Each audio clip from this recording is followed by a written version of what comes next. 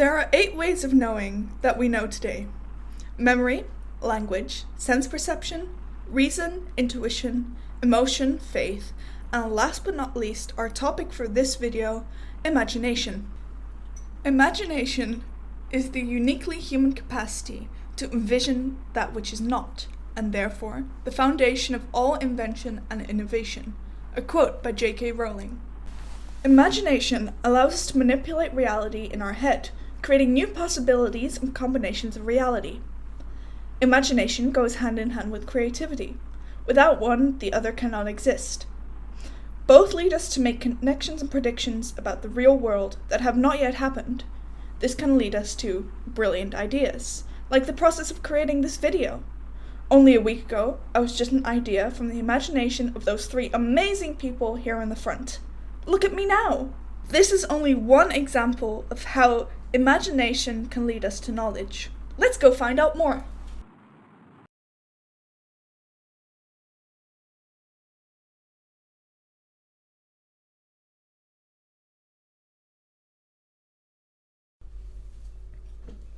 According to the Oxford English Dictionary, the term imagination is defined in 3 ways. 1. The faculty or action of forming new ideas, images, or concepts of external objects not present to the senses. 2. The ability of the mind to be creative or resourceful. And 3. The part of the mind that imagines things. As you can see, there are 2 different aspects of imagination. Imagination is a way of developing our knowledge without help of our senses, such as sight or taste. Second, imagination is something that gives us the ability to have a better understanding of various ideas and occurrences. Both definitions are connected to the concept of creativity and how humanity is able to understand concepts without knowing how or why.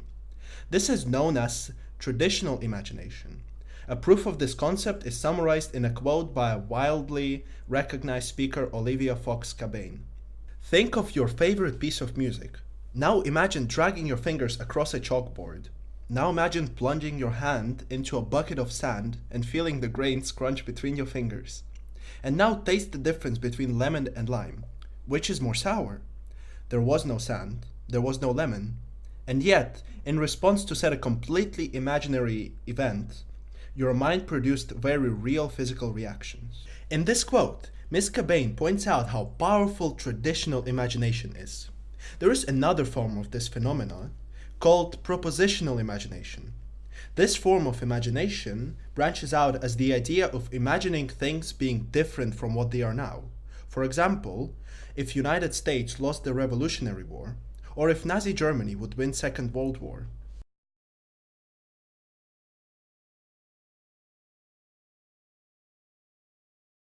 Knowledge question.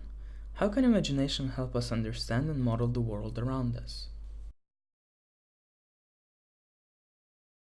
Cognitive scientists hypothesize that our ability to imagine, to come up with mental images, and create new ideas is the result of something called the mental workplace, a neural network that coordinates activity across multiple regions of the brain.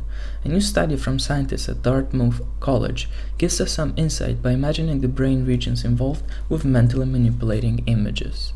Dr. Schlegel and his colleagues asked 15 participants to look at pictures of abstract shapes, then recall the shapes in their imagination while they were going an fMRI scan. Some participants concentrated on maintaining the image of the shape, while others were asked to change the images in their mind, either imagining deconstructing the shapes into requisite parts or combining them with others to make a new shape. Though the study was small and only explored imaging visual shapes, it provided support for the kind of widespread neural network of imagination that other scientists suggested. This provides evidence that using our imagination we can manipulate and create new things, model our world that help us quantify and describe how it works, thus bettering our understanding. But don't take my word for it, let's look at real-life examples. Newton and the theory of gravity and motion.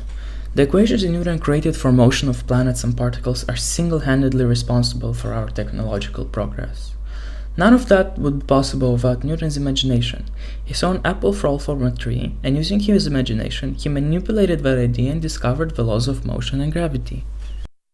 Eratosthenes was an Egyptian scientist who managed to calculate the circumference of the Earth without leaving Egypt, all because of his imagination. He measured the shadow cast by the sun on a stick at varying points in Egypt, and using his imagination, he painted Earth as a circle, and with simple algebra he calculated the circumference of the Earth. Auguste Kekulé. Using his imagination, mainly he imagined a snake eating its own tail, he managed to provide a chemical structure for benzene that baffled the scientists of the time. But Radu, we cannot say that imagination is all good in obtaining knowledge. Traditional imagination also allows us an escape from reality and can make us imagine the most improbable or even impossible things. Realism is not always of consequence there. Between perceiving reality and an impossible world in our head, there is a fine line which we cannot often tell apart. Besides that, the general line between reality and imagination is very vague. An example would be when a child thinks there are monsters under their bed. An example we could probably relate to more at our age is when we believe a dream to be reality. In summary, imagination is an essential part of life that is a major player in the league of human ingenuity and development. Both traditional and propositional imagination has greatly helped us throughout the history of our existence, as it inspired many various inventions, such as the computer, which was used to create this video. However, it has also hindered us by leading us onto a false path of knowledge. Imagination works like a backyard in which ideas pop in and out of, which are accessed by our brains.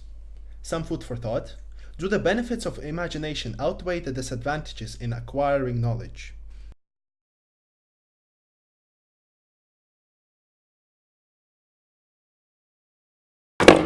Oh my god, there's us! Thanks for watching. Goodbye!